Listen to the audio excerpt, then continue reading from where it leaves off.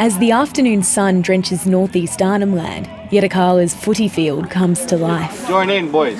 It's training day for Djarrak Football Club, and teenagers from the remote community have turned out to watch. Have fun, look after your mates.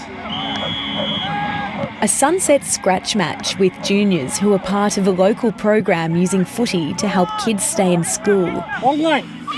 It was very, very good. I haven't had a game like that for a while now. But off the field, Djarrak is mourning the loss of 3 of its own. Mundaka Marika camps next to the grave of his 38-year-old son.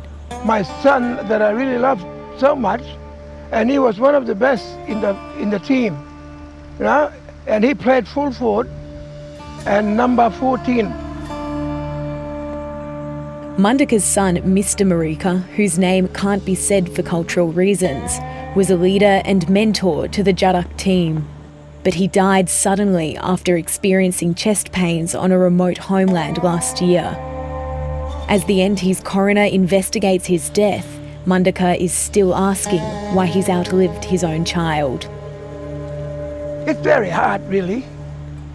It's hard for me to talk, but I have to get the message right, because it happened long way in the outstation, and the paramedics couldn't get there in time. At training, Djarrak also feels the absence of Mr. Marika's teenage son, Mundaka's grandson, who took his own life after his father died. A third player also lost his life last year, a 25-year-old rising star who was killed while cycling home in November in an alleged hit and run.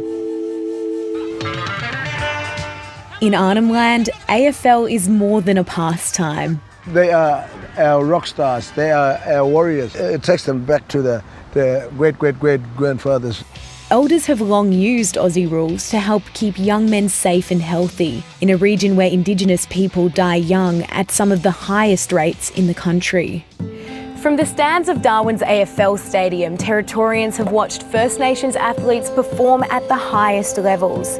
Yet, on average, Indigenous men in the NT are dying at just 65 years old, nearly 14 years earlier than non-Indigenous men. Of all the states and territories that collect this data, the NT's life expectancy gap is the largest. Health leaders say suicide, along with heart, lung and kidney diseases and road deaths, are claiming lives at alarming rates. Really, if you wanted to nail it onto one thing, it's people are still living in poverty, which is really hard to believe in a first world country like Australia. From Djarrak dreaming country, Mundaka is passing on his cultural knowledge to his surviving sons, so they can one day walk in his shoes as leaders. We want someone will come after us, which is you. No? That's what we tell them. The brothers are also working to bring in more mental health services to the community to make sure the team can stay on its game. On the field, footy is still working as a powerful presence for young Yolŋu men, and there's hopes that will only continue to grow. I think good for us and for young men and young kids. And this year, Djarrak will play harder than ever for their brothers gone too soon.